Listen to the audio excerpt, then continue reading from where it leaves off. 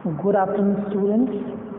As we are about to finish the chapter electricity today, and in the last lecture we studied about the heating effect of current, and I have given you some questions. So you might have done these. So let's do them. Okay. The first question was, why does the cord of an electric heater not glow while the heating element does? तो आप अगर theory को chapter में जो दिया गया है उसको ध्यान से अगर पढ़ेंगे तो आपको इसका आंसर मिल जाएगा कि जो हमारा हीटिंग एलिमेंट होता है, फिलामेंट होता है, उसमें एक्चुअली में उसकी मटेरियल की कुछ प्रॉपर्टीज होती हैं, ठीक है। तो बेसिकली क्या होता है कि वो हमारा जो हीटिंग कॉइल होती है ना, जो हीटिंग एलिमेंट होता है उसका पहली चीज़ तो हीट स्टोरेज की अच्छी होती है। दूसरी बात कि उसका मेल्टिंग पॉइंट जो है वो काफ़ी ज़्यादा होता है, जिसकी वजह से बहुत ज़्यादा हीट हो जाने और बहुत ज़्यादा हीट स्टोर करने की वजह से, बहुत ज़्यादा टेम्परेचर हाई हो जाने की वजह से वो क्या हो जाता है, ग्लो कर पाता है ना, ठीक है। जबकि कॉर्ड जो है वो आपका इतना ज़्यादा टेम्परेचर जो हीट है वो स्टोर नहीं कर सकती, ठीक है। इसका रेजिस्टेंस भी कम होता है जिसकी वजह से वहाँ पे हीट जनरेट भी नहीं होती है। तो these are the several reasons you can write down. Fine. Next question was, compute the heat generated while transferring 96,000 coulomb of charge in 1 hour through a potential difference of 50 volt। तो actually में आपको क्या करना है, यहाँ पे charge आपने कितना 96,000 कूलॉम जो है ट्रांसफ़र किया कितने टाइम में, 1 hour में, through potential difference of 50 volt. Compute heat generated. अरे हीट जनरेटेड जो है वो आप कैसे निकाल सकते हो, क्या फॉर्मूला था, याद है आपको? तो बेसिकली जो आपका पावर था दैट वाज VI, ओके, हाँ, तो VI था, और जो आपका वर्क डन होता है that is V into Q. तो या फिर आप डायरेक्टली फॉर्मूला लगा सकते हैं I²RT, है ना, I²RT, या फिर इसको कन्वर्ट कर लीजिए V into I into T। Fine. अच्छा, लेकिन यहाँ पर करंट तो दिया नहीं है, करंट नहीं दिया है, रेजिस्टेंस भी नहीं दिया है ना, तो कैसे फाइंड करेंगे हम लोग? तो आप क्या कर सकते हो, ओम्स लॉ लगा करके इसको कन्वर्ट करा सकते हैं। इनफैक्ट चार्ज से ही आप निकाल सकते हैं, है ना, चार्ज से निकालना भी ईजी है, या फिर आप करंट भी निकाल सकते हैं 1 hour में, ओके। तो इसमें यहाँ पर 2 तरीके हो सकते हैं। तो चलिए हम लोग अपना सिंपल सा फंडा इस्तेमाल करते हैं कि करंट, सबसे पहले तो करंट क्या होगा, है ना। तो करंट 96,000 आपका जो है, सॉरी एक जीरो ज़्यादा हो गया, है ना, ये आपका चार्ज था कूलॉम। टाइम कितना है, 1 hour, यानी कि 16 to 60 3600, ठीक है। तो ये हमारा करंट आ गया, अरे अच्छा जी। अब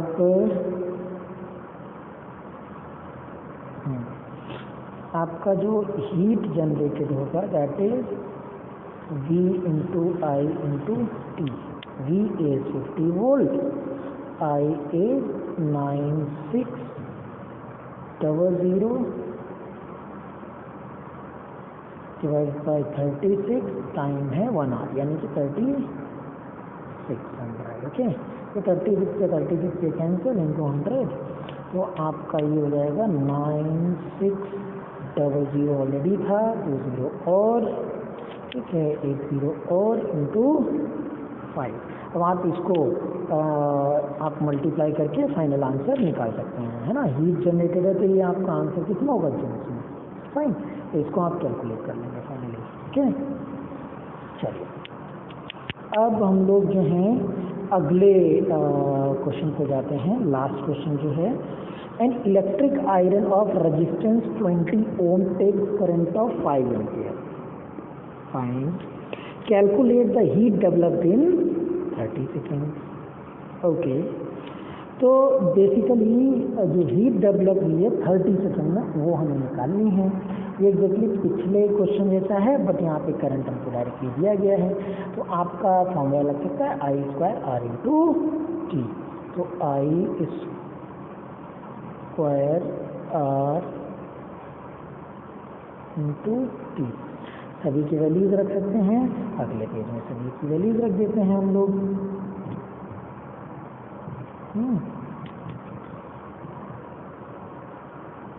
चलिए, ये हमारा था I square, it is I square, I is what 5 ampere, 5 का square, okay, and R is 20 and time is 30 into 20 into 30, okay. तो 25 एंड 20 इंटू 30 600 जूल। तो 25 इंटू 6 25 इंटू 6 हो जाएगा 150, okay. We already have 2 zeros, ये आपका हो जाएगा 15,000 joule, है ना। इतना हीट हमारा जनरेट होगा, ठीक है। तो ये हमारे तीनों क्वेश्चंस के सॉल्यूशंस हो जाते हैं। अब हमारा आज का जो टॉपिक और लास्ट इस चैप्टर का टॉपिक जो है दैट इज इलेक्ट्रिक पावर। हालांकि इलेक्ट्रिक पावर हमने पिछले जो पोर्शन था, पिछला लेक्चर था, उसमें हम लोग देख चुके हैं, बट स्टिल ठीक है। पावर आप लोग क्लास 9 में ऑलरेडी पढ़े हैं कि the rate of doing work is known as power, ठीक है। तो यहाँ पर भी वही होगा कि the rate at which electricity is providing energy is known as power, ठीक है। तो आप यहाँ पर देख सकते हैं in earlier class that you have read already, rate of doing work is known as power. This is also the rate of consumption of energy. Rate of consumption of energy यानी कि consumption of energy divided by time, तो वो हमें दे देगा।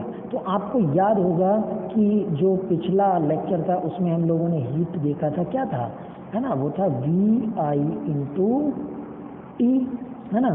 तो अगर हम इस हीट को टाइम से डिवाइड कर दें, मतलब जो एनर्जी दे रहे हैं उसे टाइम से डिवाइड कर दें, तो पावर आ जाएगा, है ना। यानी कि V I into t upon t, तो यानी कि क्या बच गया, वी इंटू आई, क्योंकि आपका टी से टी कैंसिल हो जाएगा। तो आपका पावर क्या आ गया, पावर आ गया वी इंटू आई, ठीक है। चलिए, यही आपका यहाँ पर दे रखा है, तो इसको एक बार देख लीजिए आप, ठीक है, कि the electric power is given by formula V into I, और V को ओम्स लॉ से ला करके IR लिख देंगे, क्योंकि V इक्वल्स टू IR होता है। तो आपका ये फॉर्मूला आ जाएगा आई स्क्वायर इंटू आर, और अगर I की वैल्यू ला करके रख देंगे तो आपका क्या हो जाएगा, V स्क्वायर अपॉन आर, ठीक है। तो ये आपका जो है पावर हो गया, फाइन। अच्छा, यहाँ पर SI यूनिट होती है इलेक्ट्रिक पावर की वॉट, है ना, जूल पर सेकेंड, दैट इज वॉट। आप पहले भी देख चुके हैं इसको। It is the power consumed by a device that carries 1 ampere current when operated at potential of 1 volt, है ना। तो ये आपका 1 वॉट का एक्सप्लेनेशन है कि 1 वॉट कब कहलाएगा, कि जब आपका करंट जो है वो 1 एम्पियर हो और पोटेंशियल डिफरेंस 1 वोल्ट हो, तो वहाँ पे कितनी पावर होगी, 1 वॉट की पावर होगी, ठीक है। तो आपका 1 वॉट जो है वो बेसिकली वॉट जो है वो आपका SI यूनिट है, किसका, पावर का, ठीक है। लेकिन क्योंकि आप लोगों ने देखा होगा कि घर में जो इलेक्ट्रिसिटी इस्तेमाल होती है उसमें किलोवाट, है ना, उसका ज़्यादा इस्तेमाल होता है, और किलोवाट सिर्फ किलोवाट नहीं होता है, प्रॉपरली उसको बोलते हैं किलोवाट आवर। तो ये हमारी एक और यूनिट होती है किसकी, इलेक्ट्रिसिटी की, ठीक है।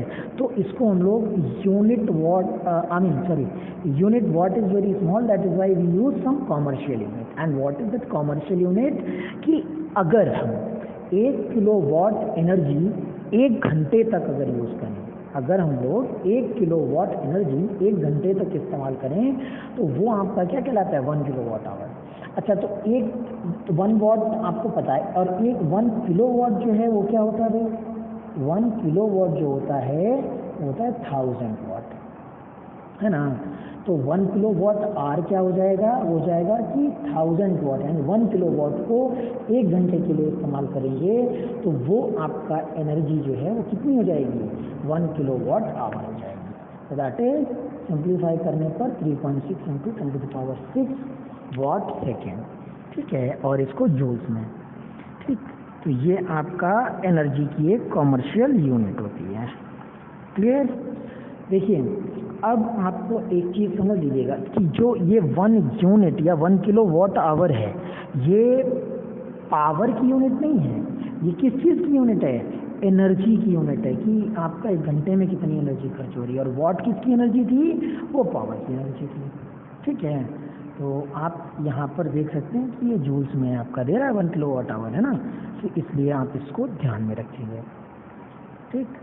चलिए अब इसके एग्जांपल्स दिए गए हैं। An electric bulb is connected to 220 volt generator, the current is 0.5 ampere, what is the power of the bulb. So that is simple, V into I, value रख दीजिए V की और I की, और कैलकुलेट होकर के आ जाएगा 110 वाट। अगला example 12.13, an electric refrigerator rated 400 watts, rated 400 watt मतलब उस पर लिखा हुआ है कि ये कितनी एनर्जी खाता है, 400 वाट खाता है, ठीक है, हाँ, पर सेकेंड खाता है, हाँ, वाट पर सेकेंड होता है, ठीक। Operate an electric refrigerator operate 8 hour per day, मतलब 8 घंटे पर डे इस्तेमाल होता है। What is the cost of energy operate it for 30 days at rupees of 3 kilowatt per hour. अच्छा, तो ये तो मैथमेटिक्स जैसा सवाल हो गया, सिंपल, कि आपका 400 वाट जो है उसकी रेटिंग है ना, ठीक है, और 8 आवर्स पर डे इस्तेमाल होता है, 30 दिन इस्तेमाल किया जाता है। तो पहले तो आप किलोवाट आवर निकाल लीजिए, और 1 किलोवाट आवर की जो कॉस्ट है वो 3 रुपये, तो बता दीजिए टोटल कॉस्ट कितनी होगी, ठीक है।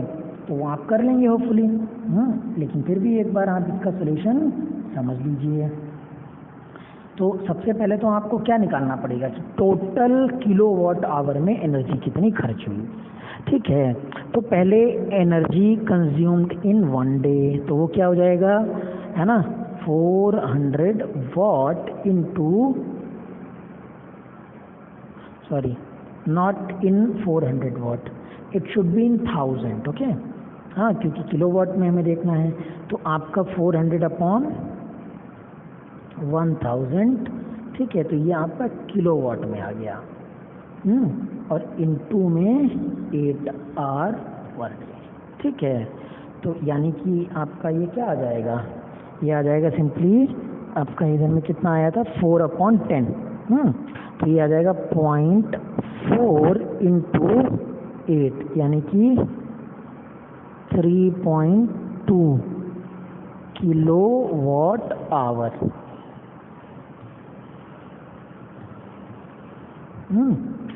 तो यानी कि ये 3.2 किलोवाट आवर पर डे हो गया।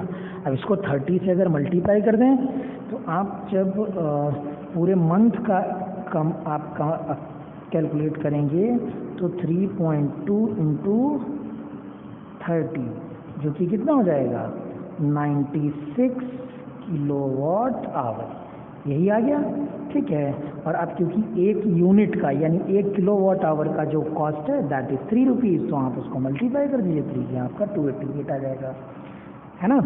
इन्होंने कैसे किया है, इन्होंने डायरेक्टली टोटल कैलकुलेट कर लिया, है ना, कि टोटल एनर्जी कंज्यूम की total power into 8 hours into 30, तो इतने वाट आवर हो गया, इतने वाट आवर हो गया, उसको 1000 से डिवाइड कर दिया तो किलोवाट आवर हो गया, ठीक है। तो आप दोनों में से कोई भी तरीका इस्तेमाल करें, है ना, थोड़ा बहुत इधर उधर रहता है, उससे कोई फर्क नहीं पड़ता, है ना। चलिए अब आपका जो अगला लास्ट 2 क्वेश्चंस हैं, ठीक है, ये आपको होमवर्क में करने हैं। हाँ, और इसके अलावा आपको अब एक्सरसाइज क्वेश्चंस करने हैं, तो आप सारे एक्सरसाइज क्वेश्चंस कर लीजिएगा। चलिए, अब इसी के साथ ये चैप्टर समाप्त होता है हमारा, और अब आपको एक्सरसाइज के सारे क्वेश्चंस करने हैं, और मुझे पता है कि बहुत सारे लोग नहीं कर रहे हैं। हाँ, मुझे सिर्फ 2 से 3 बच्चे जो हैं वो काम करके भेज रहे हैं।